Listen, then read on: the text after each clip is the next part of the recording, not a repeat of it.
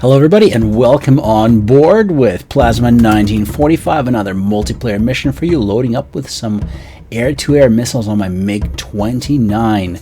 So for everybody, standard loadout for me is fire and forget, and that is an ET, an R-77, and an R-73. That's in order that you see it there from the fuselage out. So the ET is a long-range Fox 2 missile, R-77 is a mid-range Fox 3, and the R-73 is basically the short-range Sidewinder type missile. I've got some Su-27 heavies on their way up, and I'm going to let them go first because they're bigger and more badass than me, and I'm just going to roll on behind them and get into some action here. If you're ever flying in multiplayer and you have the ability to lock in with another player who's flying an Su-27 and you're on a Mig-29, and you can get that Su-27 player to give you the directions based on data link information, you are going to be in luck because that is extremely helpful. That Su-27 has data link, and they'll be able to provide you with the directions to the enemies, so you won't have to rely on bra calls. One thing also, if you're looking at the screen here, trim is set to back so that the plane doesn't tip forwards. One thing that I realized here, and you do have to pull up at about 260 kilometers to get a nice effective takeoff speed, at least 260. I usually pull up at about 280 with just enough missiles. The most important thing is do not hit your engines. If you have taken off and damaged your engines, you will see that your two speed indicators and thrust indicators on the engines are not even. You can do an external peek on your undercarriage of your plane to see if there's any damage to the actual structure. But if you start looking at your plane, you'll see that one of the engines is basically not at 100% thrust. That means you've had a bad takeoff and either you've ingested some foreign objects or you've actually damaged the fuselage, at which point I would recommend reslotting. Land and reslot, or grab a new plane and take off again, because you definitely don't want to be flying with both engines damaged or one engine damaged. And it's really easy to damage the engines on the Mig-29. All it takes is one little bounce during takeoff and you've lost your afterburning capability. So if you've taken off and you can go into afterburner, or one engine goes into afterburner, the other one doesn't, that's most likely because you've bounced on takeoff and damaged your engines. So we're going to accelerate time here and blast through the beautiful blue yonder here, burn some fuel as we get into our mission area. Bra calls are telling me that there are some bandits on my, well, on my 2 o'clock, but you know what, based on the F10 map and the available information, I decide that those bandits are not quite worth pursuing because there's quite a few of friendly planes there dealing with them. So those are hostiles, and I've got my friendlies taking care of them. So getting back on course and going to hit this valley and head north. This is my favorite valley to patrol. The one that runs from Tbilisi all the way up to Beslan past Mount Kazbek at the very northern part of it. Pretty quiet little way to fly, but keep in mind, you gotta get your IRST going, and you have to have it in BVR mode or in vertical scan, always ready to tap in and out, depending on what you see. Drop my fuel tank there as I'm getting closer to the enemy areas. You don't want the extra fuel kicking around or the tank actually affecting your maneuverability. And we're going to slow this down a little bit as we come around this corner here, because this is where it actually got interesting here. This is how I lost an F-16. Yeah, I actually flew into an F-16 and then I lost him. Pretty crazy. You see that? Watch this. So on the deck, there's the merge with an F-16.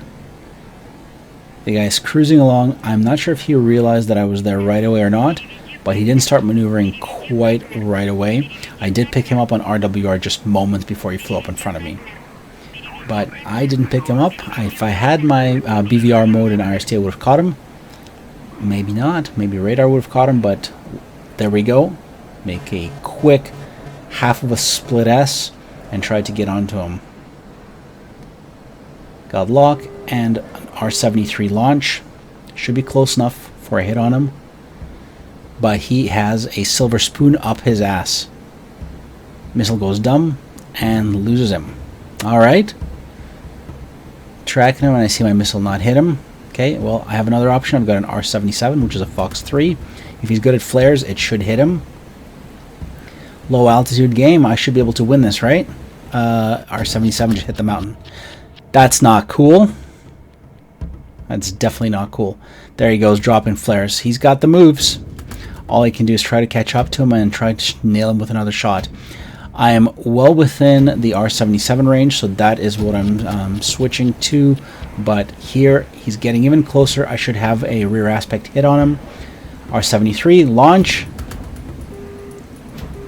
Luckiest F-16 in the world. Watch this. Boom, turns on the inside of the missile and the missile misses him. Goes for the flares. Absolutely awesome. And at this point, I lost tally. What actually happened is, if you look at the Daylink minimap, you'll see that he turned to the north and I turned to the south. So we basically passed in front of each other and both lost tally and lost visual on each other.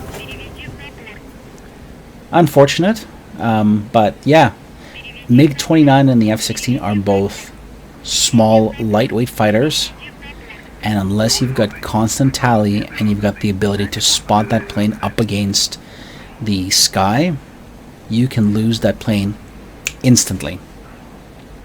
Now, at this point, I do have my radar on. I've got vertical scan going. I'm trying to pick him up. I'm just tapping. I'm also concerned about if there is a bandit on my 6 o'clock. Did he get onto my 6? Where do I go? RWR isn't freaking out. Somebody's scanning me from far away up at my 12 o'clock, but nothing. So, radar off. Thermal only. Let's pursue and see if we spot him. But what happened here, he's already passed through this canyon and he's already turned right around the canyon and he's gone. He's already engaged with somebody else. So yeah, that is how I lost an F-16 that I merged with and fired 3 missiles on, and that silver spoon in his stealth arsenal definitely protected him. Alright, so let's get a couple more kills. Brock calls are telling me that there is another bandit coming up, so let's go find him, throw in some afterburners, get a little bit of speed going, and see if I can catch up to him.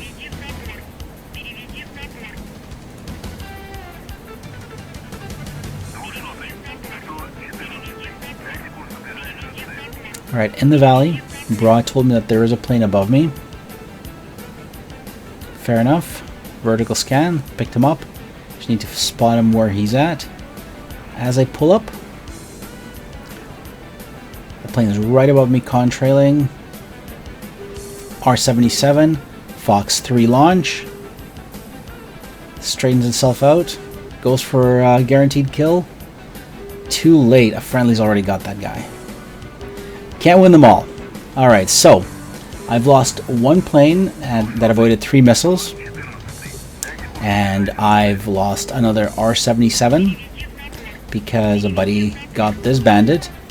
So this doesn't leave me with too many options. My fuel is starting to run low, and I'm pretty sad here because, well, I've spent all this time flying out here.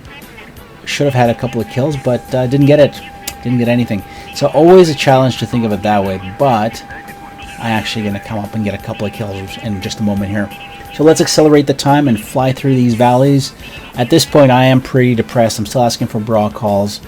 I'm getting some reports of bandits around me, a little bit to the south, a little bit to the east, a little bit to the west, but nothing that's consistent and that's within reasonable range for engagement. Well, almost.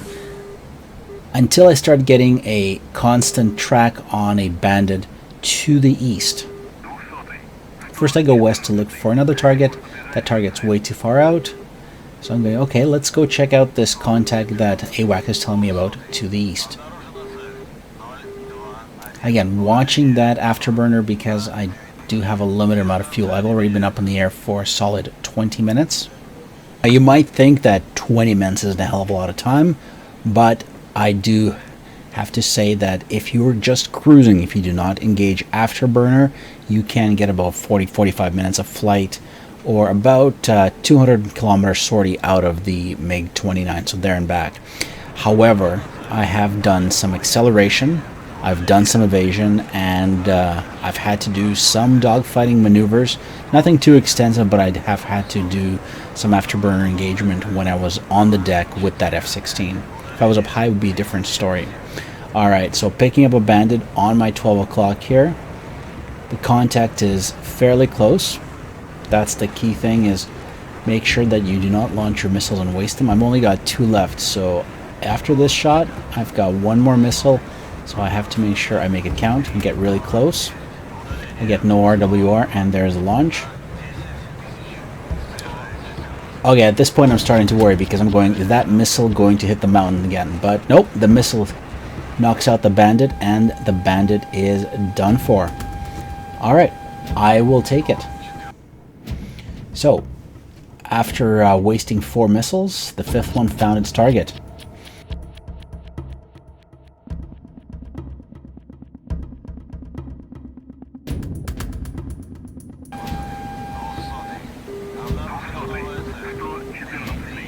So that's splash 1 on this sortie. And I'm detecting another plane. One thing that I have found is if you're asking for brawl calls, sometimes AWACS will call out the target that you've already shot down. So keep that in mind, especially if the target's tumbling down from high altitude. Let's say you've intercepted an F-15 or a F-14 that was flying up high. Sometimes AWACS will continue to pick up that contact as it's coming down, falling out of the sky. So at this point I am getting told of another hostile by the AWACS, and I'm starting to look for that plane and get into the engagement.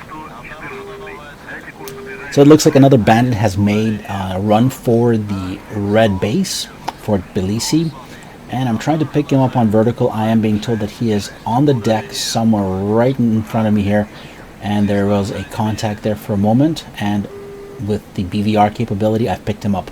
Keep in mind, if you've got vertical scan going, you will only scan above the line of horizon on your plane and above that, going upwards. So here we go, launch. It was fairly close. I was definitely within range. I was almost within spitting distance of that hostile. Last ET's on its way. Boom, splash. Alright, that was not too shabby. So, 2 missiles left out of 6, both ETs, and got those hits. Usually I try to exhaust my weapons in the following setup. If the target is beyond R73 range, I will launch first an ET because it has greater range than an R77. Once I get a little closer, I will go for an R77. Finally, I'll launch an R73 if I am right point blank, and if I have a good hot 6 o'clock aspect shot on the plane from its... There you go. If I can shoot a plane in the butt, I'll go for an R73 shot, or if I need high maneuverability.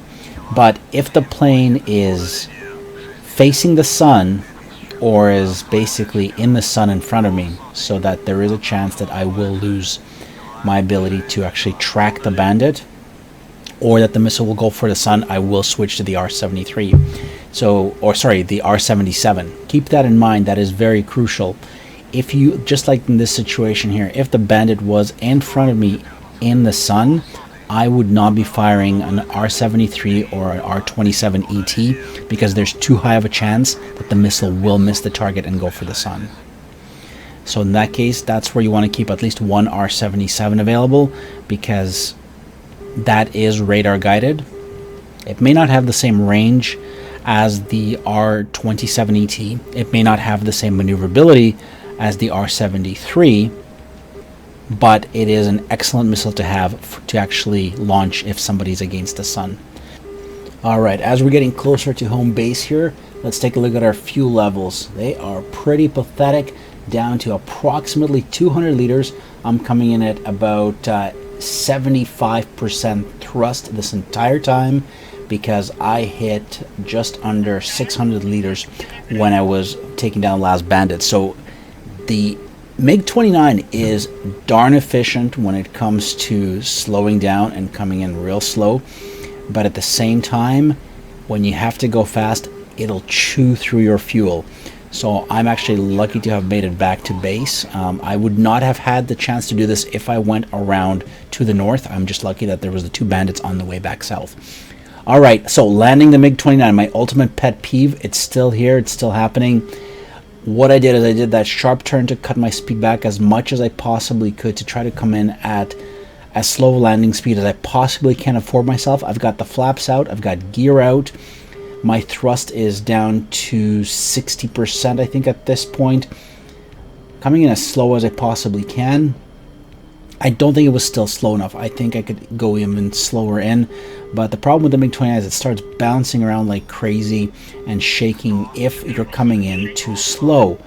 So here this was not really successful, but I did not damage too many parts of the plane. I actually have the gear intact on this landing, unlike the previous one. So each landing I do tend to get better. But brakes engaged, gear is working, and believe it or not, I've actually managed to land this plane without losing my wheels and gear this time. The bouncing around is definitely not going to help, but I did touch the ground, and I haven't exploded yet, which is probably why, well, you know what, I haven't exploded probably because I'm just almost out of fuel. However, either way, slowed down to under 300, so the approach was, I think, around 320 or so. I did still come down a bit too fast, so when I hit the ground I did bounce. But there you have it, successful mission in a MiG-29. Few things to keep in mind is if you are 100 kilometers away from your base and you're at 1,500 liters of fuel in a MiG-29, time to head back home. Keep an R-77 around in case you ever need to engage a target that is in the sun. And F-16s are really small and really easy to miss. So keep your eyes peeled for those F-16s, especially when they merge with you and then they get away from you. I'm glad that there was a friendly that took out that F-16, and oh, hey, there goes another F-16. But otherwise, I would have been in some bit of trouble there because that guy managed to evade 3 of my missiles. Anyhow, have a great day, everybody. Make sure you like the channel, subscribe, share these videos, drop some comments what other flights you'd like to see, and have an awesome day. Plasma 1945, signing off.